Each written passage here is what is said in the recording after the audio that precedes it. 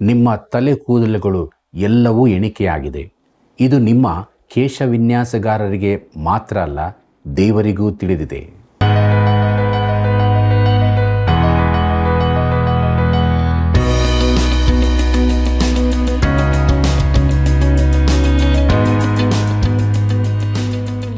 ಆತ್ಮೀಯ ವೀಕ್ಷಕರೇ, ನಿಮಗೆಲ್ಲರಿಗೂ ಯೇಸು ಕ್ರಿಸ್ತನ ಸುಮಧುರವಾದ ನಾಮದಲ್ಲಿ ಹೃದಯಪೂರ್ವಕವಾದ ವಂದನೆಗಳು. ದೇವರ ಸೃಷ್ಟಿಯಲ್ಲಿರುವ ಎಲ್ಲವನ್ನು ನಾವು ಉಪಯೋಗಿಸಬಹುದು. ಅನೇಕ ಬಾರಿ ಮತ್ತೊಬ್ಬನ ಮನಸ್ಸಿನಲ್ಲಿರುವ ಸಂಶಯವೇ ನಮ್ಮ ಮನಸ್ಥಿತಿಯನ್ನು ಬಲಹೀನಪಡಿಸುತ್ತದೆ. ಇಂಥ ಸಮಯದಲ್ಲಿ ಒಬ್ಬ ಕ್ರೈಸ್ತನ ಪ್ರತಿಕ್ರಿಯೆ ಏನು? ಬನ್ನಿರಿ, ಎಲ್ಲವನ್ನು ದೇವರ ವಾಕ್ಯದ ಬೆಳಕಿನಲ್ಲಿ ತಿಳಿದುಕೊಳ್ಳೋಣ. ನಮ್ಮ ಅಧ್ಯಯನವನ್ನು ಪ್ರಾರಂಭಿಸೋಣ. ಕರ್ತನಲ್ಲಿ ಪ್ರೀತಿಯುಳ್ಳ ಸಹೋದರ ಸಹೋದರಿಯರೇ, ನಾನೇ ಮಾರ್ಗವೂ ಸತ್ಯವೂ ಜೀವವೂ ಆಗಿದ್ದೇನೆ ಎಂಬುದಾಗಿ ಹೇಳಿದಂಥ ನಮ್ಮ ರಕ್ಷಕನಾದ ಯೇಸು ಕ್ರಿಸ್ತನ ಪರಿಶುದ್ಧವುಳ್ಳ ನಾಮದಲ್ಲಿ ನಿಮ್ಮೆಲ್ಲರಿಗೂ ನನ್ನ ಹೃದಯಪೂರ್ವಕವಾದ ಪ್ರೀತಿಯ ವಂದನೆಗಳು. ಪ್ರಿಯರೇ, ಕೊರಿಂಥದವರಿಗೆ ಬರೆದ ಮೊದಲನೇ ಪತ್ರಿಕೆಯ ಅಧ್ಯಯನದಲ್ಲಿ ನಾವು ಮುಂದುವರಿಯುವಾಗ ದೇವರಾತ್ಮನ ಸಹಾಯವನ್ನು ಬೇಡಿಕೊಂಡು ನಮ್ಮ ಅಧ್ಯಯನವನ್ನು ಪ್ರಾರಂಭಿಸುವ ಹಾಗೆ ಕೊರಿಂಥದವರಿಗೆ ಬರೆದ ಮೊದಲನೇ ಪತ್ರಿಕೆ 10ನೇ ಅಧ್ಯಾಯ 25 ಮತ್ತು 26ನೇ ವಚನವನ್ನು ಗಮನಿಸಿರಿ. ಅಲ್ಲಿ ಹೀಗೆ ಬರೆದದೆ: ಪ್ರತಿಯೊಬ್ಬನೂ ತನ್ನ ಹಿತವನ್ನು ಚಿಂತಿಸದೆ ಪರಹಿತವನ್ನು ಚಿಂತಿಸಲಿ. ಕಟುಕರ ಅಂಗಡಿಯಲ್ಲಿ ಮಾರುವಂಥದ್ದು ಏನಿದ್ದರೂ ಅದನ್ನು ಮನಸ್ಸಿನಲ್ಲಿ ಸಂಶಯ ಹುಟ್ಟಿಸುವ ವಿಚಾರ ಮಾಡದೆ ತಿನ್ನಿರಿ. ಭೂಮಿಯೂ ಅದರಲ್ಲಿರುವ ಸಮಸ್ತವೂ ಕರ್ತನದಾಗಿದೆಯಲ್ಲವೇ ಎಂಬುದಾಗಿ. ಪ್ರೀತಿಯುಳ್ಳ ದೇವಜನರೇ, ದೇವರ ಸೃಷ್ಟಿಯಲ್ಲಿರುವ ಎಲ್ಲವನ್ನೂ ಕ್ರೈಸ್ತನು ಅನುಭವಿಸಬಹುದು. ಆದರೆ ಸೌಂದರ್ಯ ಅದರ ಫಲ. ಎಲ್ಲವನ್ನೂ ದೇವರೇ ಒದಗಿಸಿದಾತನಾಗಿದ್ದಾನೆ. ಪೌಲನು ಒಂದು ಪ್ರಾಯೋಗಿಕ ಸಲಹೆಯನ್ನು ಕೊಡುವುದಕ್ಕಿದ್ದಾನೆ. ನೀನು ಊಟಕ್ಕೆ ಹೋದಲ್ಲಿ ನಿನ್ನನ್ನು ಕರೆದಾತನನ್ನು, ಈ ಮಾಂಸ ಬಹಳ ಒಳ್ಳೆಯದಾಗಿದೆ, ಅದು ಎಲ್ಲಿ ಸಿಕ್ಕಿತು? ನಾನು ತರುವ ಅಂಗಡಿಯ ಮಾಂಸ ಇಷ್ಟು ಒಳ್ಳೆಯದಿರುವುದಿಲ್ಲ ಎಂದೆಲ್ಲ ಹೇಳಬೇಡ. ಇಲ್ಲವಾದರೆ ನಿನ್ನನ್ನು ಕರೆದಾತನು, ಅದು ದೇವಾಲಯದ ಬಳಿಯ ಮಾಂಸದಂಗಡಿಯಿಂದ ತಂದದ್ದು ಎಂದು ಹೇಳಿಯಾನು. ಆದ್ದರಿಂದ ಮಾಂಸದ ಕುರಿತು ಏನೂ ವಿಚಾರಿಸದೆ ಸುಮ್ಮನಿರುವುದೇ ಒಳ್ಳೆಯದು. ಪ್ರಿಯರೇ, ಪೌಲನು ಪ್ರಾಯೋಗಿಕವಾದ ಉದಾಹರಣೆಯನ್ನು ಕೊಡುತ್ತಿದ್ದಾನೆ. ಕೊರಿಂಥದವರಿಗೆ ಬರೆದ ಮೊದಲನೇ ಪತ್ರಿಕೆ 10ನೇ ಅಧ್ಯಾಯ 27ನೇ ವಚನ ಹೀಗೆ ಹೇಳುತ್ತದೆ: ಕ್ರಿಸ್ತನನ್ನು ನಂಬದವರಲ್ಲಿ ಒಬ್ಬನು ನಿಮ್ಮನ್ನು ಊಟಕ್ಕೆ ಕರೆಯುವಾಗ ಹೋಗುವುದಕ್ಕೆ ನಿಮಗಿಷ್ಟವಿದ್ದರೆ ನಿಮಗೇನು ಬಡಿಸಿದರೂ ಅದನ್ನು ಮನಸ್ಸಿನಲ್ಲಿ ಸಂಶಯ ಹುಟ್ಟಿಸುವ ವಿಚಾರಣೆ ಮಾಡದೆ ತಿನ್ನಿರಿ ಎಂಬುದಾಗಿ. ಕರ್ತನಲ್ಲಿ ಪ್ರಿಯರೇ, ಒಬ್ಬ ಅವಿಶ್ವಾಸಿಯ ಮನೆಗೆ ನಿನ್ನನ್ನು ಕರೆದಿದ್ದರೆ ಹೋಗಿ ನಿನ್ನೆದುರಿಗೆ ಇಟ್ಟಿದ್ದನ್ನೆಲ್ಲ ತಿನ್ನು. ಯಾವ ಪ್ರಶ್ನೆಯನ್ನೂ ಕೇಳಬೇಡ. ಕೊರಿಂಥದವರಿಗೆ ಬರೆದ ಮೊದಲನೇ ಪತ್ರಿಕೆ 10ನೇ ಅಧ್ಯಾಯ 28ನೇ ವಚನ ಹೀಗೆ ಹೇಳುತ್ತದೆ: ಆದರೆ ಒಬ್ಬನು ನಿಮಗೆ ಇದು ವಿಗ್ರಹಾಲಯದಲ್ಲಿ ಬಲಿ ಕೊಟ್ಟದ್ದು ಎಂದು ಹೇಳಿದರೆ ಈ ಸಂಗತಿಯನ್ನು ತಿಳಿಸಿದವನ ನಿಮಿತ್ತವಾಗಿಯೂ ಮನಸ್ಸಿನಲ್ಲಿ ಸಂಶಯಕ್ಕೆ ಸ್ಥಳ ಕೊಡಬಾರದೆಂಬ ಕಾರಣದಿಂದಲೂ ತಿನ್ನಬೇಡಿರಿ ಎಂಬುದಾಗಿ. ಪ್ರೀತಿಯುಳ್ಳ ದೇವಜನರೇ, ಇನ್ನೊಂದು ನಿಯಮ ಇಲ್ಲಿದೆ. ಇದು ಸಂಪೂರ್ಣವಾಗಿ ಹೊಸ ವಿಷಯವೇ ಆಗಿದೆ. ಯಾವ ಪ್ರಶ್ನೆಯನ್ನೂ ಕೇಳದೆ ಕೊಟ್ಟದ್ದನ್ನು ತಿನ್ನಿರಿ ಎಂದು ಪೌಲನು ಹೇಳುತ್ತಾನೆ. ಆದರೆ ಊಟಕ್ಕೆ ಕೂತವರಲ್ಲಿ ಯಾವನಾದರೂ ನೀವು ಮಾಂಸ ತಿನ್ನುವುದನ್ನು ನೋಡಿ ಇದು ವಿಗ್ರಹಕ್ಕೆ ಅರ್ಪಿತವಾದ ಮಾಂಸ ಎಂದು ಹೇಳಿದರೆ ಅದನ್ನು ತಿನ್ನಬೇಡಿರಿ. ತಿನ್ನುವುದು ತಪ್ಪು ಎಂದಲ್ಲ, ಆದರೆ ಅದು ನಿನಗೆ ತಿಳಿಸಿದವನಿಗೆ ಕೇಡು ಮಾಡಬಹುದು. ನಿನ್ನ ಮನಸ್ಸಾಕ್ಷಿಯ ಕಾರಣಕ್ಕಾಗಿ ಅಲ್ಲ, ಅವನ ಮನಸ್ಸಾಕ್ಷಿಯ ಕಾರಣದಿಂದ ನೀನು ಮಾಂಸ ತಿನ್ನಬೇಡ. ನೀನು ಮಾಂಸ ತಿನ್ನಬಾರದೆಂಬ ನಿಯಮವೇನೂ ಇಲ್ಲ, ಆದರೆ ನಿನ್ನಲ್ಲಿನ ಪ್ರೀತಿಗಾಗಿ ಆ ಸಹೋದರನ ಮನಸ್ಸಾಕ್ಷಿ ಅವನಿಗೆ ತೊಂದರೆ ಕೊಡಬಾರದೆಂಬ ಉದ್ದೇಶದಿಂದ ನೀನು ಮಾಂಸ ತಿನ್ನಬಾರದು. ಇದರ ಮುಖ್ಯಾಂಶ ಇದೇ ಆಗಿದೆ. ಕರ್ತನಲ್ಲಿ ಪ್ರಿಯರೇ, ಜಾರ್ಜಿಯಾದಲ್ಲಿ ಸ್ಕಪ್ಪರ್ನಾಂಗ್ ಎಂಬ ಹೆಸರಿನ ಒಂದು ಹಣ್ಣು ಇದೆ. ಅದು ದ್ರಾಕ್ಷಿಯಂತಿದ್ದರೂ ಬಳ್ಳಿಯಲ್ಲಿ ಒಂದೊಂದಾಗಿ ಬೆಳೆಯುತ್ತದೆ. ಅದರಿಂದ ರಸ ತೆಗೆಯುತ್ತಾರೆ. ನನ್ನ ಒಬ್ಬ ಸ್ನೇಹಿತನನ್ನು ಒಂದು ಸಭೆಗೆ ಪ್ರಸಂಗಕ್ಕೆ ಕರೆದಿದ್ದರು. ಅಲ್ಲಿನ ಸಭಾಧಿಕಾರಿಗಳೊಬ್ಬರು ಇವರನ್ನು ಊಟಕ್ಕೆ ಕರೆದರು. ಅಲ್ಲಿ ಅವರಿಗೆ ಈ ಸ್ಕಪ್ಪರ್ನಾಂಗ್ ರಸವನ್ನು ಕುಡಿಯುವುದಕ್ಕೆ ಕೊಟ್ಟರು. ಅವನಿಗೆ ಅದೇನೆಂದು ಗೊತ್ತಿರಲಿಲ್ಲ. ಆದರೆ ಅದನ್ನು ರುಚಿ ನೋಡಿದನು. ಅದರಲ್ಲಿ ಆಲ್ಕೋಹಾಲ್ನ ಅಂಶವಿದೆ ಎಂದು ತಿಳಿದು ಅದನ್ನು ಹಾಗೆಯೇ ಬಿಟ್ಟನು. ಅವನನ್ನು ಊಟಕ್ಕೆ ಕರೆದವನು ಕೇಳಿದನು, ಏನಾಯಿತು? ಅದು ಒಳ್ಳೆಯದಿಲ್ಲವೋ ಎಂದು. ಅದಕ್ಕವನು, ಅದು ರುಚಿಯಾಗಿರಬಹುದು, ಆದರೆ ಅದು ದ್ರಾಕ್ಷಾರಸವಾಗಿದೆ. ನಾನು ಕ್ರೈಸ್ತನಾಗಿ ಅದನ್ನು ಕುಡಿಯಬಾರದೆಂದು ನೆನೆಸುತ್ತೇನೆ ಅಂದನು. ಎಲ್ಲರೂ ಅವಕ್ಕಾದರು, ಆದರೆ ಅವನು ತನ್ನ ಅಭಿಪ್ರಾಯವನ್ನು ಸ್ಪಷ್ಟವಾಗಿ ತಿಳಿಸಿದನು. ಅವನು ಸರಿಯಾದದನ್ನೇ ಮಾಡಿದನೆಂದು ನಾನು ನೆನೆಸುತ್ತೇನೆ. ಕರ್ತನಲ್ಲಿ ಪ್ರಿಯರೇ, ಒಂದು ಪ್ರಶ್ನೆ ಏಳುತ್ತದೆ. ಆ ಸೇವಕನಿಗೆ ಅದನ್ನು ಕುಡಿಯುವ ಸ್ವಾತಂತ್ರ್ಯವಿತ್ತೋ? ಖಂಡಿತವಾಗಿ ಇತ್ತು, ಯಾವ ಸಂಶಯವೂ ಇಲ್ಲ. ಆದರೆ ಅವನು ಎಲ್ಲರೆದುರು ಒಂದು ಸಾಕ್ಷಿಯಾಗಿದ್ದನು. ಅದಕ್ಕಾಗಿ ಅವನು ಅದನ್ನು ಕುಡಿಯಲಿಲ್ಲ. ಅನೇಕ ಕ್ರೈಸ್ತರು ಇತರರೊಂದಿಗೆ ವ್ಯವಹರಿಸುವಾಗ ಕಠಿಣವಾಗಿ ವರ್ತಿಸುತ್ತಾರೆ. ಆದರೆ ಅದಕ್ಕೆ ಕಾರಣ ಶಾಸ್ತ್ರ ನಿಯಮಗಳೆಂದು ಹೇಳುತ್ತಾರೆ. ನಾನು ಇದನ್ನು ಮಾಡುವುದಿಲ್ಲ, ನೀನು ಮಾಡಬಾರದು. ಆದರೆ ಅವರ ಉದ್ದೇಶ ಪ್ರೀತಿಯಾಗಿರುವುದಾದರೆ ಅವರ ವರ್ತನೆ ಬೇರೆಯೇ ರೀತಿಯದ್ದಾಗಿರುತ್ತದೆ. ಕ್ರೈಸ್ತನ ನಡವಳಿಕೆಗೆ ಇತರ ವಿಶ್ವಾಸಿಗಳ ಕಡೆಗಿನ ಪ್ರೀತಿಯೇ ಮೂಲೋದ್ದೇಶವಾಗಬೇಕು. ಕೊರಿಂಥದವರಿಗೆ ಬರೆದ ಮೊದಲನೇ ಪತ್ರಿಕೆ 10ನೇ ಅಧ್ಯಾಯ 29ನೇ ವಚನವನ್ನು ಗಮನಿಸಿರಿ. ಅಲ್ಲಿ ಹೀಗೆ ಬರೆದದೆ, ಅದು ನಿನ್ನ ಮನಸ್ಸಿನ ಸಂಶಯವಲ್ಲ, ತಿಳಿಸಿದವನ ಮನಸ್ಸಿನಲ್ಲಿರುವ ಸಂಶಯವೇ. ಮತ್ತೊಬ್ಬನ ಮನಸ್ಸಿನಲ್ಲಿರುವ ಸಂಶಯದಿಂದ ನನ್ನ ಸ್ವಾತಂತ್ರ್ಯಕ್ಕೆ ಯಾಕೆ ತೀರ್ಪಾಗಬೇಕು ಎಂಬುದಾಗಿ. ಪ್ರೀತಿಯುಳ್ಳ ದೇವಜನರೇ, ಬಲಹೀನ ಸಹೋದರರಿಂದಾಗಿ ನಾನು ಯಾಕೆ ನಿರ್ಬಂಧಿತನಾಗಬೇಕು? ಕೊರಿಂಥದವರಿಗೆ ಬರೆದ ಮೊದಲನೇ ಪತ್ರಿಕೆ 10ನೇ ಅಧ್ಯಾಯ 30ನೇ ವಚನ ಹೀಗೆ ಹೇಳುತ್ತದೆ, ನಾನು ಕೃತಜ್ಞತೆಯೊಡನೆ ಊಟ ಮಾಡಿ ದೇವರನ್ನು ಸ್ತುತಿಸಿದ ಮೇಲೆ ಆ ಪದಾರ್ಥಗಳ ನಿಮಿತ್ತ ನನಗೆ ಯಾಕೆ ದೂಷಣೆಯಾಗಬೇಕು ಎಂಬುದಾಗಿ. ಕರ್ತನಲ್ಲಿ ಪ್ರಿಯರೇ, ಪೌಲನು ಕೇಳುತ್ತಾನೆ, ಬೇರೊಬ್ಬನ ಮನಸ್ಸಾಕ್ಷಿಗಾಗಿ ನನ್ನನ್ನು ತೀರ್ಪು ಮಾಡುವುದು ತಪ್ಪಲ್ಲವೇ? ವಿಶೇಷ ನಿಯಮವೊಂದನ್ನು ಹೇಳುವ ಮೂಲಕ ಇದಕ್ಕೆ ಉತ್ತರ ನೀಡುತ್ತಾನೆ. ಕೊರಿಂಥದವರಿಗೆ ಬರೆದ ಮೊದಲನೇ ಪತ್ರಿಕೆ 10ನೇ ಅಧ್ಯಾಯ 31ನೇ ವಚನವನ್ನು ಗಮನಿಸಿರಿ. ಅಲ್ಲಿ ಹೀಗೆ ಬರೆದದೆ, ಹೀಗಿರಲಾಗಿ ನೀವು ಉಂಡರೂ ಕುಡಿದರೂ ಇನ್ನೇನು ಮಾಡಿದರೂ ಎಲ್ಲವನ್ನೂ ದೇವರ ಘನತೆಗಾಗಿ ಮಾಡಿರಿ ಎಂಬುದಾಗಿ. ಪ್ರೀತಿಯುಳ್ಳ ದೇವಜನರೇ, ಕ್ರೈಸ್ತ ಸ್ವಾತಂತ್ರ್ಯಕ್ಕೆ ಸಂಬಂಧಿಸಿ ಪೌಲನು ಕೆಲವು ವಿಶೇಷ ನಿಯಮಗಳನ್ನು ಹೇಳಿದ್ದಾನೆ. ಅದರಲ್ಲಿ ಒಂದು ನಿಯಮ, ಎಲ್ಲ ಕಾರ್ಯಗಳನ್ನು ಮಾಡುವುದಕ್ಕೆ ನನಗೆ ಸ್ವಾತಂತ್ರ್ಯ ಉಂಟು, ಆದರೆ ಎಲ್ಲವೂ ಹಿತವಾಗಿರುವುದಿಲ್ಲ. ಅದಲ್ಲದೆ ಎಲ್ಲವನ್ನು ಮಾಡುವ ಸ್ವಾತಂತ್ರ್ಯ ಉಂಟು, ಆದರೆ ಎಲ್ಲವೂ ಭಕ್ತಿವೃದ್ಧಿಯನ್ನುಂಟು ಮಾಡುವುದಿಲ್ಲ. ಇಲ್ಲಿ ಇನ್ನೊಂದನ್ನು ಹೇಳುತ್ತಾನೆ, ಆದ್ದರಿಂದ ನೀವು ಉಂಡರೂ ಕುಡಿದರೂ ಇನ್ನೇನು ಮಾಡಿದರೂ ಎಲ್ಲವನ್ನೂ ದೇವರ ಘನತೆಗಾಗಿ ಮಾಡಿರಿ. ಪ್ರತಿಯೊಬ್ಬ ವಿಶ್ವಾಸಿಯು ಈ ಸೂತ್ರವನ್ನು ತನ್ನ ಜೀವಿತಕ್ಕೆ ಅಳವಡಿಸಿಕೊಳ್ಳಬೇಕು. ದುರದೃಷ್ಟವಶಾತ್ ಅನೇಕರು ದೇವರ ಮಹಿಮೆಗಾಗಿ ದೇವಾಲಯಕ್ಕೂ ಹೋಗುತ್ತಿಲ್ಲ, ಬೇರಾವುದೋ ಕಾರಣಗಳಿಗಾಗಿ ಹೋಗುತ್ತಾರೆ. ಒಂದೋ ಹರಟೆಗಾಗಿ, ಇಲ್ಲವೇ ಇತರರನ್ನು ಟೀಕಿಸುವುದಕ್ಕಾಗಿ. ಇಂಥ ಉದ್ದೇಶವಿರುವವರು ಮನೆಯಲ್ಲೇ ಉಳಿದುಕೊಂಡರೆ ಒಳ್ಳೆಯದು. ಒಬ್ಬ ವಿಶ್ವಾಸಿಯು ಏನನ್ನು ಮಾಡಿದರೂ ದೇವರ ಮಹಿಮೆಗಾಗಿ ಮಾಡಬೇಕು, ಅದು ಪ್ರಾಮುಖ್ಯವಾಗಿದೆ. ಕೊರಿಂಥದವರಿಗೆ ಬರೆದ ಮೊದಲನೇ ಪತ್ರಿಕೆ 10ನೇ ಅಧ್ಯಾಯ 32ನೇ ವಚನವನ್ನು ಗಮನಿಸಿರಿ. ಅಲ್ಲಿ ಹೀಗೆ ಬರೆದದೆ, ಯಹೂದ್ಯರಿಗಾಗಲಿ ಗ್ರೀಕರಿಗಾಗಲಿ ದೇವರ ಸಭೆಗಾಗಲಿ ವಿಘ್ನವಾಗಬೇಡಿರಿ ಎಂಬುದಾಗಿ. ಪ್ರೀತಿಯುಳ್ಳ ದೇವಜನರೇ, ಇಲ್ಲಿ ಪೌಲನು ಇಡೀ ಲೋಕವನ್ನು 3 ವಿಭಾಗಗಳನ್ನಾಗಿ ವಿಂಗಡಿಸುತ್ತಾನೆ.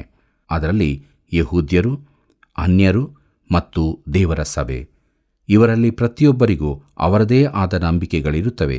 ಒಬ್ಬ ವಿಶ್ವಾಸಿಯು ಇತರರನ್ನು ಪ್ರೀತಿ ಮಾಡುವುದಾದರೆ ಬೇರೆಯವರಿಗೆ ಕೋಪ ಹುಟ್ಟಿಸಬಾರದು. ತಮ್ಮದೇ ಆದ ನಂಬಿಕೆಗಳನ್ನು ಹೊಂದಿರುವ ಯಹೂದ್ಯರು ಅನೇಕರಿದ್ದಾರೆ. ಎಲ್ಲರನ್ನೂ ಸಂತೃಪ್ತಿಪಡಿಸಲು ಸಾಧ್ಯವಿಲ್ಲ, ಆದರೆ ನಮ್ಮ ಸಂಪರ್ಕದಲ್ಲಿರುವವರ ಮನ ನೋಯಿಸದೇ ಇರಬೇಕು. ದೇವರ ಸಭೆಯವರನ್ನು ನಾವು ನೋಯಿಸಬಾರದು. ಆಡಳಿತಕ್ಕೆ ವಿರುದ್ಧವಾಗಿದ್ದ ಕೆಲವು ಯುವಕರು ನನ್ನ ಬಳಿಗೆ ಬಂದು, ಅವರು ಒಂದು ಸಭೆಗೆ ಹೋದಾಗ ತಮ್ಮ ಉಡುಪಿನ ವಿಷಯದಲ್ಲಿ ಗದರಿಸಿಕೊಳ್ಳಬೇಕಾಯಿತು ಎಂದು ಹೇಳಿದರು. ಆ ಸಭೆಯ ಸದಸ್ಯರೆಲ್ಲರೂ ತಪ್ಪಿಗಸ್ತರೋ ಎಂದು ನನ್ನನ್ನು ಕೇಳಿದರು. ನಾನು ಹೇಳಿದೆ, 2 ಗುಂಪಿನವರು ತಪ್ಪಿಗಸ್ತರು ಎಂದು. ಯಾಕಂದರೆ ಅವರು ಪ್ರೀತಿಯಲ್ಲಿ ನಡಕೊಳ್ಳಲಿಲ್ಲ. ಇತರರ ಎದುರು ಅವರನ್ನು ಟೀಕಿಸಿದ ಆ ಸಭೆಯವರು ತಪ್ಪು ಮಾಡಿದ್ದಾರೆ. ಅದೇ ಸಮಯದಲ್ಲಿ ತಮ್ಮ ಉಡುಪು ಹಾಗೂ ಕೂದಲಿನ ವಿನ್ಯಾಸ ಆ ಸಭೆಯವರಿಗೆ ಒಪ್ಪಿಗೆ ಇಲ್ಲವೆಂದು ಇವರಿಗೆ ತಿಳಿದಿತ್ತು. ಆದ್ದರಿಂದ 2 ಕಡೆಯವರು ಪರಸ್ಪರ ಪ್ರೀತಿಯಿಂದ ವರ್ತಿಸಲಿಲ್ಲ. ನಾವು ಯಹೂದ್ಯರನ್ನಾಗಲಿ ಅನ್ಯರನ್ನಾಗಲಿ ದೇವರ ಸಭೆಯವರನ್ನಾಗಲಿ ನೋಯಿಸಬಾರದೆಂದು ಹೇಳಿಯದೆ. ಇದರಲ್ಲಿ ಇಡೀ ಮಾನವ ಸಂತತಿಯೇ ಅಡಗಿದೆ. ಪ್ರಿಯರೇ, ಈಗಿನ 3 ವಿಧದ ಮಾನವ ಸಂತತಿಯ ವಿಭಾಗಗಳು ಇವೇ ಆಗಿರುತ್ತವೆ. ಆದರೆ ದೇವರ ಸಭೆಯು ಈ ಲೋಕವನ್ನು ಬಿಟ್ಟು ಹೋಗುವ ಕಾಲ ಬರುತ್ತದೆ. ಆಗ ಈ ಭೂಮಿಯಲ್ಲಿ ಯಹೂದ್ಯರು, ಅನ್ಯರು ಮಾತ್ರವೇ ಇರುವರು ಮತ್ತು ಆ ಕಾಲಕ್ಕೆ ಸರಿಯಾದ ವಿಶೇಷವಾದ ಕಾರ್ಯಕ್ರಮವೊಂದನ್ನು ದೇವರು ಸಿದ್ಧಪಡಿಸಿ ಇಟ್ಟಿದ್ದಾನೆ. ಕೊರಿಂಥದವರಿಗೆ ಬರೆದ ಮೊದಲನೇ ಪತ್ರಿಕೆ 10ನೇ ಅಧ್ಯಾಯ 33ನೇ ವಚನ ಹೀಗೆ ಹೇಳುತ್ತದೆ, ನಾನಂತೂ ಸ್ವಪ್ರಯೋಜನಕ್ಕಾಗಿ ಚಿಂತಿಸದೆ ಮನುಷ್ಯರೆಲ್ಲರೂ ರಕ್ಷಣೆ ಹೊಂದಬೇಕೆಂದು ಅವರ ಪ್ರಯೋಜನಕ್ಕಾಗಿ ಚಿಂತಿಸಿ ಎಲ್ಲರನ್ನೂ ಎಲ್ಲ ವಿಷಯಗಳಲ್ಲಿ ಮೆಚ್ಚಿಸುವನಾಗಿದ್ದೇನೆ ಎಂಬುದಾಗಿ. ಪ್ರೀತಿಯುಳ್ಳ ದೇವಜನರೇ, ನಾವು ಮೂಲತಃ ಮಾಡುವುದೆಲ್ಲವನ್ನೂ ದೇವರ ಮಹಿಮೆಗಾಗಿ ಮಾಡಬೇಕು. ನೀವು ಉಂಡರೂ ಕುಡಿದರೂ ಇನ್ನೇನು ಮಾಡಿದರೂ ದೇವರ ಘನತೆಗಾಗಿ ಮಾಡಿರಿ ಎಂಬುದಾಗಿ ನಾವು ನೋಡುತ್ತೇವೆ. ಪ್ರಿಯರೇ, ಒಬ್ಬ ಕ್ರೈಸ್ತ ಸ್ತ್ರೀ ಪಾತ್ರೆಗಳನ್ನು ತೊಳೆಯುವುದು, ನೆಲ ಗುಡಿಸುವುದು, ಇದನ್ನು ದೇವರ ಮಹಿಮೆಗೋಸ್ಕರ ಮಾಡಬಹುದು. ಒಬ್ಬ ಕ್ರೈಸ್ತ ಪುರುಷನು ಮನೆಯ ಸುತ್ತಲೂ ಹುಲ್ಲನ್ನು ಕೆತ್ತುವುದು, ಹೊಂಡ ತೋಡುವುದು, ಇವುಗಳನ್ನು ದೇವರ ಮಹಿಮೆಗಾಗಿ ಮಾಡಬಹುದು.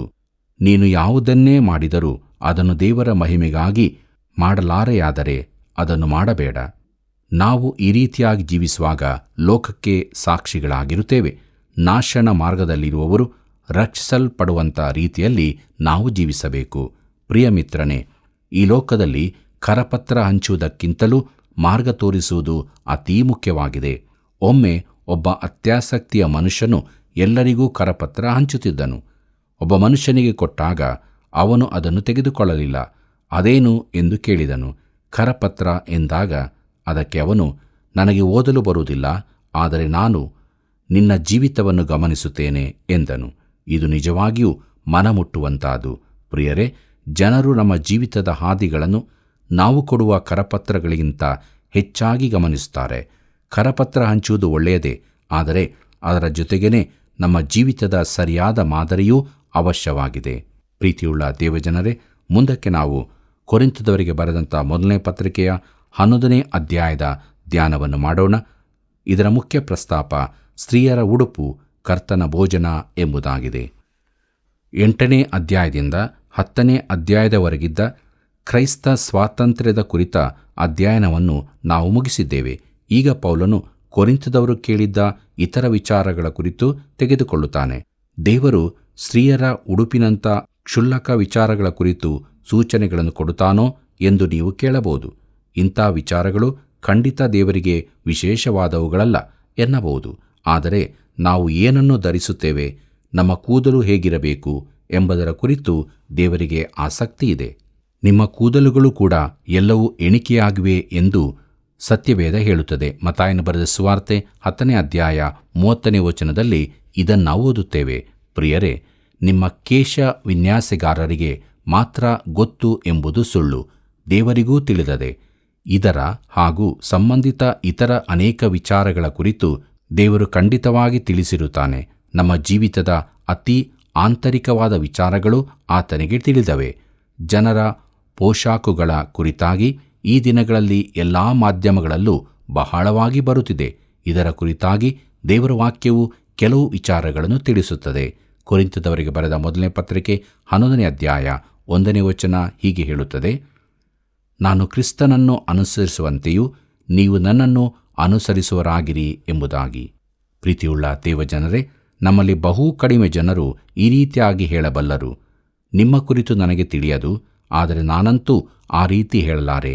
ಈ ಮಾತಿನಲ್ಲಿ ಪೌಲನು ಎಂಥ ಸಾಕ್ಷಿ ನೀಡುತ್ತಿದ್ದಾನೆ ನೋಡಿರಿ. ಕೊರಿಂಥದವರಿಗೆ ಬರೆದ ಮೊದಲನೇ ಪತ್ರಿಕೆ 11ನೇ ಅಧ್ಯಾಯ 2ನೇ ವಚನವನ್ನು ಗಮನಿಸಿರಿ. ಅಲ್ಲಿ ಹೀಗೆ ಬರೆದದೆ, ನೀವು ಎಲ್ಲದರಲ್ಲಿಯೂ ನನ್ನನ್ನು ಜ್ಞಾಪಕ ಮಾಡಿಕೊಂಡು ನಾನು ನಿಮಗೆ ತಿಳಿಸಿಕೊಟ್ಟ ಕಟ್ಟಳೆಗಳನ್ನು ಅನುಸರಿಸಿ ನಡೆಯುತ್ತೀರೆಂದು ನಿಮ್ಮನ್ನು ಹೊಗಳುತ್ತೇನೆ ಎಂಬುದಾಗಿ. ಪ್ರೀತಿಯುಳ್ಳ ದೇವಜನರೇ, ಇಲ್ಲಿಯ ತನಕ ಅವನು ನಿಮ್ಮನ್ನು ಹೊಗಳುವುದಿಲ್ಲ ಎಂದು ಹೇಳುತ್ತಿದ್ದಾನೆ. ಆದರೆ ಇಲ್ಲಿ ಅವರನ್ನು ಹೊಗಳುವ ಸಂಗತಿಯೊಂದಿತ್ತು. ಅವರು ಅವನನ್ನು ಪ್ರಾರ್ಥನೆಗಳಲ್ಲಿ ನೆನಪು ಮಾಡಿಕೊಳ್ಳುತ್ತಿದ್ದರು, ಅವನಿಗೆ ಕಾಣಿಕೆ ಕಳುಹಿಸುತ್ತಿದ್ದರು ಮತ್ತು ಅವನು ತಿಳಿಸಿದ ಕಟ್ಟಳೆಗಳನ್ನು ಅನುಸರಿಸುತ್ತಿದ್ದರು.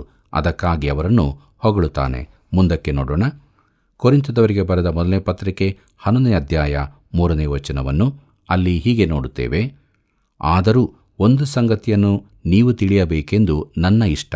ಅದೇನೆಂದರೆ, ಪ್ರತಿ ಪುರುಷನಿಗೂ ಕ್ರಿಸ್ತನು ತಲೆ, ಸ್ತ್ರೀಗೆ ಪುರುಷನು ತಲೆ, ಕ್ರಿಸ್ತನಿಗೆ ದೇವರು ತಲೆ ಆಗಿದ್ದಾನೆ ಎಂಬುದಾಗಿ. ಪ್ರೀತಿಯುಳ್ಳ ದೇವಜನರೇ, ಈ ವಾಕ್ಯದ ಮಧ್ಯಭಾಗ ಪ್ರತಿ ಸ್ತ್ರೀಗೂ ಪುರುಷನು ತಲೆ ಎಂಬುದನ್ನು ಅನೇಕರು ಒತ್ತಿ ಹೇಳುತ್ತಾರೆಂದು ನಾನು ಚೆನ್ನಾಗಿ ತಿಳಿಸಿದ್ದೇನೆ. ಆದರೆ ಪ್ರಿಯರೇ, ನೀವು ಈ ಇಡೀ ವಚನವನ್ನು ತೆಗೆದುಕೊಳ್ಳುವಾಗ ಹಾಗೆ ಒಂದು ಬದಿಗೆ ವಾಲಿದ ಅಭಿಪ್ರಾಯ ಹೊಂದಲಾರಿರಿ. ಪೌಲನು ಇಲ್ಲಿ ಇನ್ನೊಂದು ವಿಶೇಷ ಸೂತ್ರವನ್ನು ತಿಳಿಸಿದ್ದಾನೆ. ಇದು ಗಲಿಬಿಲಿಯನ್ನು ನಿವಾರಿಸಿ ಕ್ರಮವನ್ನುಂಟು ಮಾಡುವ ಅಧಿಕಾರದ ಕುರಿತಾಗಿದೆ. ಪ್ರಿಯರೇ, ಈ ಸೂತ್ರವು ಸಭೆಯಲ್ಲಿಯೂ ಮನೆಗಳಲ್ಲಿಯೂ ಬಹು ಪ್ರಾಮುಖ್ಯವಾದದ್ದಾಗಿದೆ. ಕೆಲವು ವರ್ಷಗಳ ಹಿಂದೆ ಒಬ್ಬ ಸಭಾಪಾಲಕರು ತಮ್ಮ ಸಭೆಯಲ್ಲಿ ತೊಂದರೆಗಳನ್ನು ಎದುರಿಸುತ್ತಿದ್ದರು. ಸಮಸ್ಯೆ ಏನೆಂದು ನಾನು ಅವರನ್ನು ಕೇಳಿದೆ. ಅವರ ಸಭೆಯಲ್ಲಿ ಮುಖ್ಯಸ್ಥರು ಅನೇಕರಿದ್ದರು, ಆದರೆ ಕೆಲಸ ಮಾಡುವವರು ಕಡಿಮೆ. ಎಲ್ಲರಿಗೂ ತಾವು ಅಧಿಕಾರಿಯಾಗಬೇಕೆಂದು ಆಶೆಯಿತ್ತು. ಅದೇ ಸಮಸ್ಯೆಯಾಗಿತ್ತು. ಪ್ರಿಯರೇ, ಈಗ ಕೆಲವು ಸಭೆಗಳಲ್ಲಿ ನಾಯಕತ್ವದ ತರಬೇತಿ ನೀಡುತ್ತಿದ್ದಾರೆ. ಯುವಕರನ್ನು ಸಾರ್ವಜನಿಕ ಪ್ರಸಂಗಕ್ಕೆ ಸಿದ್ಧಪಡಿಸುವ ಅನೇಕ ಸಂಸ್ಥೆಗಳಿವೆ. ಪೌಲನು ಹೇಳುತ್ತಾನೆ, ಸುಮ್ಮನಿರಬೇಕು ಎಂದು. ಥೆಸಲೋನಿಕದವರಿಗೆ ಬರೆದ ಮೊದಲನೇ ಪತ್ರಿಕೆ 4ನೇ ಅಧ್ಯಾಯ 11ನೇ ವಚನವನ್ನು ನೀವು ದಯವಿಟ್ಟು ಓದಿಕೊಳ್ಳಬೇಕಾಗಿ ಕೇಳಿಕೊಳ್ಳುತ್ತೇನೆ. ಪ್ರಿಯರೇ, ಸತ್ಯವೇದವು ಎಲ್ಲಿ ಒತ್ತು ಕೊಡುತ್ತದೋ ಅಲ್ಲಿ ನಾವು ಒತ್ತು ಕೊಡಬೇಕೆಂಬುದು ನನ್ನ ಅಭಿಪ್ರಾಯ. ಕ್ರೈಸ್ತರಂತೆ ನಡೆದು ಜೀವಿಸುವವರು ನಮಗೆ ಬೇಕಾಗಿದ್ದಾರೆ. ಅದೇ ಮುಖ್ಯವಾದದ್ದು. ಕರ್ತನಲ್ಲಿ ಪ್ರಿಯರೇ, ಇಲ್ಲಿ ಪ್ರಾಮುಖ್ಯವಾದ ಶಬ್ದ ತಲೆ ಎಂಬುದೇ. ಪ್ರತಿ ಪುರುಷನಿಗೂ ಕ್ರಿಸ್ತನು ತಲೆ, ಸ್ತ್ರೀಗೆ ಪುರುಷನು ತಲೆ, ಕ್ರಿಸ್ತನಿಗೆ ದೇವರು ತಲೆ ಆಗಿದ್ದಾನೆ ಎಂಬುದಾಗಿ ನೋಡುವಾಗ ದೇಹಕ್ಕೆ ಮಾರ್ಗದರ್ಶನ ಕೊಡುವುದು ತಲೆಯೇ. ಪ್ರತಿಯೊಬ್ಬ ಕ್ರೈಸ್ತನಿಗೆ ಕ್ರಿಸ್ತನು ತಲೆಯಾಗಿದ್ದಾನೆಂದು ಇಲ್ಲಿ ಹೇಳುತ್ತಿಲ್ಲ. ಪುರುಷನು ಎಂಬುದು ಸಾಮಾನ್ಯ ಶಬ್ದವಾಗಿದೆ. ಪ್ರತಿ ಪುರುಷನಿಗೆ ಕ್ರಿಸ್ತನು ತಲೆಯಾಗಿದ್ದಾನೆಂದು ಹೇಳಿದೆ. ಪ್ರಿಯರೇ, ಪ್ರತಿ ಪುರುಷನಿಗೆ ಕ್ರಿಸ್ತನು ತಲೆಯಾಗಿರುವುದು ಸಾಮಾನ್ಯ ಸಂಗತಿಯಾಗಿದೆ. ಒಬ್ಬನು ಕ್ರಿಸ್ತನ ಒಡೆತನದಲ್ಲಿದ್ದರೆ ಅವನು ಸಾಮಾನ್ಯ ಮನುಷ್ಯನಲ್ಲ. ಕೆಲವು ಪುರುಷರು ಕುಡಿಕತನಕ್ಕೆ ದಾಸರಾಗಿರುತ್ತಾರೆ, ಕೆಲವರು ದೇಹದ ಆಶೆಗಳಿಗೆ ದಾಸರಾಗಿರುತ್ತಾರೆ. ಪ್ರತಿಯೊಬ್ಬನೂ ಕ್ರಿಸ್ತನಿಗೆ ದಾಸನಾಗಿರಬೇಕು. ಅಗುಸ್ತೀನ್ ಎಂಬವರು ಹೀಗೆ ಹೇಳಿದ್ದಾರೆ, ನಿನ್ನಲ್ಲಿ ತನ್ನ ವಿಶ್ರಾಂತಿಯನ್ನು ಪಡೆಯುವವರೆಗೆ ಮಾನವ ಹೃದಯಕ್ಕೆ ವಿಶ್ರಾಂತಿಯೇ ಇರುವುದಿಲ್ಲ ಎಂಬುದಾಗಿ. ಪ್ರಿಯರೇ, ಕ್ರಿಸ್ತನನ್ನು ತನ್ನ ತಲೆಯನ್ನಾಗಿ ಮಾಡಿಕೊಳ್ಳುವವರೆಗೆ ಮಾನವನಿಗೆ ವಿಶ್ರಾಂತಿ ಇರುವುದಿಲ್ಲ. ದೇವರಿಗಾಗಿ ಮಹತ್ತಾದ್ದನ್ನು ಸಾಧಿಸಿದವರು ಇದನ್ನು ಮಾಡಿದ್ದಾರೆ. ಮಾರ್ಟಿನ್ ಲೂಥರ್, ವಿಲ್ಬರ್ ಫೋರ್ಸ್ ಹಾಗೂ ಅಗುಸ್ತೀನರು ಕ್ರಿಸ್ತನಿಂದ ನಿಯಂತ್ರಿಸಲ್ಪಡುವವರೆಗೆ ಸ್ವೇಚ್ಛಾಚಾರಿಗಳಾಗಿದ್ದರು. ಪ್ರಿಯರೇ, ಒಬ್ಬನು ಕ್ರೈಸ್ತನಾಗಿದ್ದೇನೆಂದು ಹೇಳುವುದಾದರೆ ಅವನು ಕ್ರಿಸ್ತನಿಂದ ನಿಯಂತ್ರಿಸಲ್ಪಡುತ್ತಿದ್ದಾನೋ ಅದು ಅತೀ ಪ್ರಾಮುಖ್ಯವಾದ ಸಂಗತಿಯಾಗಿದೆ. ಪೌಲನು ಇದನ್ನೇ ಹೇಳುತ್ತಿದ್ದಾನೆ. ಪ್ರಿಯರೇ, ಸ್ತ್ರೀಗೆ ಪುರುಷನು ತಲೆ. ಇದು ಎಲ್ಲಾ ಸ್ತ್ರೀಯರಿಗೆ ಸಾಮಾನ್ಯವಾಗಿ ಹೇಳಿದ್ದಲ್ಲ, ವಿವಾಹಿತ ಸ್ತ್ರೀಯರ ಕುರಿತಾಗಿ ಹೇಳಿದ್ದು. ವಿವಾಹಿತ ಜೀವಿತದಲ್ಲಿ ಸ್ತ್ರೀಯು ಪುರುಷನಿಗೆ ಸ್ಪಂದಿಸಬೇಕಾಗಿದೆ. ವಿವಾಹಿತ ಸ್ತ್ರೀಯು ಪುರುಷನಿಗೆ ಅಧೀನಳಾಗಿರುವುದು ಸಾಮಾನ್ಯ ಸಂಗತಿಯಾಗಿದೆ. ಒಬ್ಬ ಪತ್ನಿ ತನ್ನ ಗಂಡನಿಗೆ ಗೌರವ ಕೊಡಲಾಗದಿದ್ದರೆ ಅವನನ್ನು ವಿವಾಹವಾಗಬಾರದಿತ್ತು. ಆದರೆ ನಿಜವಾದ ಪತ್ನಿಯು ತಾನು ಪ್ರೀತಿಸುವ ಗಂಡನಿಗೆ ತನ್ನ ಸಂಪೂರ್ಣ ವ್ಯಕ್ತಿತ್ವದಿಂದ ಸ್ಪಂದಿಸುವವಳಾಗಿರುತ್ತಾಳೆ. ಪತಿಯು ಪ್ರತಿಯಾಗಿ ಆಕೆಗಾಗಿ ಪ್ರಾಣವನ್ನು ಕೊಡಲಿಕ್ಕೂ ಸಿದ್ಧನಾಗಿರಬೇಕು. ಎಫೆಸದವರಿಗೆ ಬರೆದ ಪತ್ರಿಕೆ 5ನೇ ಅಧ್ಯಾಯ 25ನೇ ವಚನ ಹೀಗೆ ಹೇಳುತ್ತದೆ, ಪುರುಷರೇ, ಕ್ರಿಸ್ತನು ಸಭೆಯನ್ನು ಪ್ರೀತಿಸಿದ ಪ್ರಕಾರವೇ ನಿಮ್ಮ ನಿಮ್ಮ ಹೆಂಡತಿಯರನ್ನು ಪ್ರೀತಿಸಿರಿ. ಆತನು ಅದನ್ನು ಪ್ರತಿಷ್ಠೆಪಡಿಸುವುದಕ್ಕಾಗಿ ತನ್ನನ್ನು ಒಪ್ಪಿಸಿಕೊಟ್ಟನು ಎಂಬುದಾಗಿ.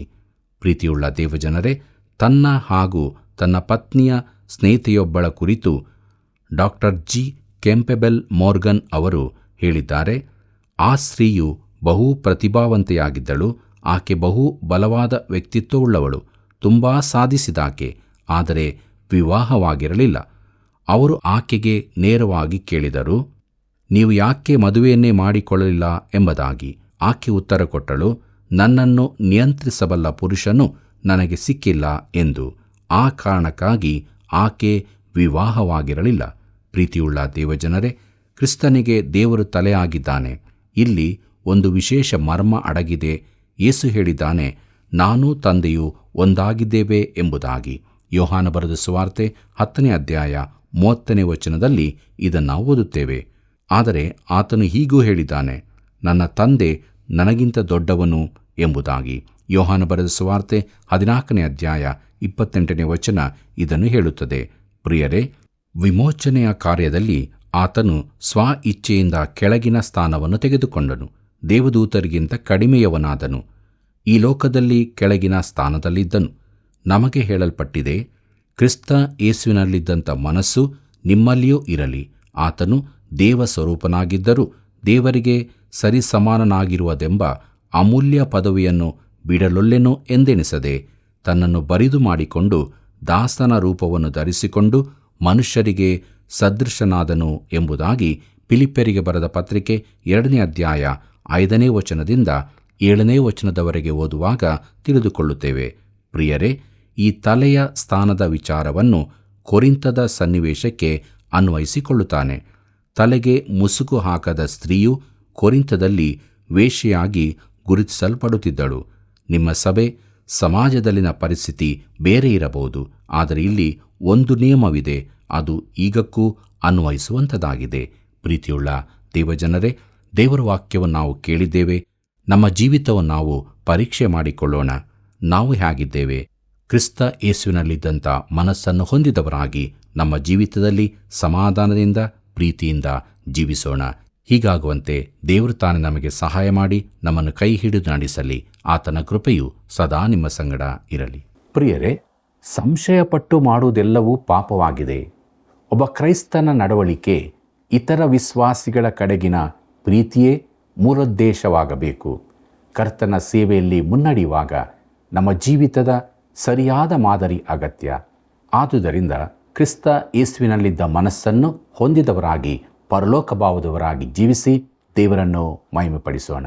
ಬನ್ನಿರಿ, ಪ್ರಾರ್ಥನೆ ಮಾಡಿಕೊಳ್ಳೋಣ. ಪ್ರೀತಿ ಸ್ವರೂಪನಾದ ದೇವರೇ, ನಿನ್ನ ಪಾದ ಬಳಿಗೆ ಬಂದವರಾಗಿ ನಿನ್ನ ವಾಕ್ಯವನ್ನು ಕೇಳಿದವರಾಗಿ ನಿನ್ನ ಆಶೀರ್ವಾದ ಬೇಡುತ್ತಾ ಇದ್ದೇವೆ. ನಮ್ಮಲ್ಲಿ ನಿನ್ನ ಮನಸ್ಸನ್ನು ನೆಲೆಗೊಳಿಸು. ರಕ್ಷಣೆಯ ಜೀವಿತದಲ್ಲಿ ನಿನ್ನ ಪ್ರೀತಿಯನ್ನು ಇತರರಿಗೆ ಕೊಡುವವರಾಗಿ ಆ ಪ್ರೀತಿಯಲ್ಲಿ ನಾವು ಕೂಡ ಜೀವಿಸೋದಕ್ಕೆ ಸಹಾಯ ಮಾಡು. ತಂದೆಯಾದ ದೇವರೇ, ನಮ್ಮೆಲ್ಲ ವೀಕ್ಷಕರನ್ನು ಕರುಣ ಮಾಡು. ಅನೇಕರು ಅನೇಕ ರೀತಿಯ ಸಮಸ್ಯೆಗಳಲ್ಲಿದ್ದಾರೆ ಸ್ವಾಮಿ. ಅವರ ಸಮಸ್ಯೆ ಕಷ್ಟಗಳಿಂದ ಬಿಡುಗಡೆಗೊಳಿಸಿ ನಿರೀಕ್ಷೆಯ ಜೀವಿತಕ್ಕೆ ನಡೆಸಿ ಎಲ್ಲರ ಜೀವಿತದಲ್ಲಿ ನೀನು ಮಾತ್ರ ಮಹಿಮೆ ಹೊಂದು. ಯೇಸುವಿನ ನಾಮದಲ್ಲಿ ಬೇಡಿದ್ದೇವೆ ತಂದೆ, ಆಮೇನ್. ಪ್ರಿಯ ವೀಕ್ಷಕರೇ, ದೇವರ ವಾಕ್ಯಗಳು ನಿಮ್ಮ ಜೀವಿತವನ್ನು ನಂಬಿಕೆಗೆ ನಡೆಸಿರುವಾಗ ಇತರರು ಆ ನಂಬಿಕೆಗೆ ಬರಲು ಹಿಂದೆ ಮಿಸ್ ಕಾಲ್ ಕೊಡಿರಿ. ಸೇವೆಯನ್ನು ಬೆಂಬಲಿಸಿರಿ. ಮತ್ತೆ ಭೇಟಿಯಾಗೋಣ. ವಂದನೆಗಳು.